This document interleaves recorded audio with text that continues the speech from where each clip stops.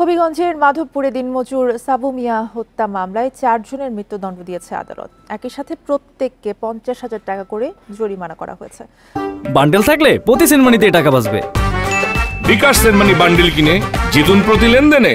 দুপুরে অতিরিক্ত জেলা ও দায়রা জজ আদালত 2-এর বিচারক AK কামাল উদ্দিন এই রায় ঘোষণা করেন। মৃত্যুদণ্ডপ্রাপ্তরা হলেন মাধবপুর উপজেলা 12 চান্দুরা গ্রামের ইমরান মিয়া, সোলেমান মিয়া, জাহেদ মিয়া ও আবুল হোসেন।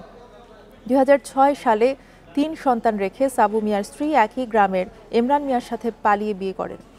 এ নিয়ে সাবু ও ইমরানের মধ্যে বিরোধ তৈরি হয়। এর জেরে 2009 সালের এপ্রিলে ইমরান সহ কয়েকজন সাবুকে বাড়ি থেকে ডেকে নিয়ে গলা কেটে হত্যা করে।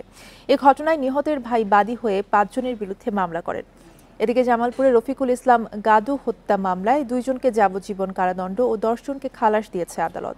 দুপুরে জামালপুরের অতিরিক্ত জেলা ও দায়রা জজ আদালত 2-এর বিচারক আবু বকর সিদ্দিক এই রায় ঘোষণা করেন। সাবুর বউকে একজন আসামি নিয়ে যায়, পরে সাবুকে নিয়ে হত্যা করে। এই হত্যার মামলায় 4 জনের ফাঁসির রায় অতিরিক্ত দায়রা 2-এ আজকে হয়েছে এবং আমি মামলা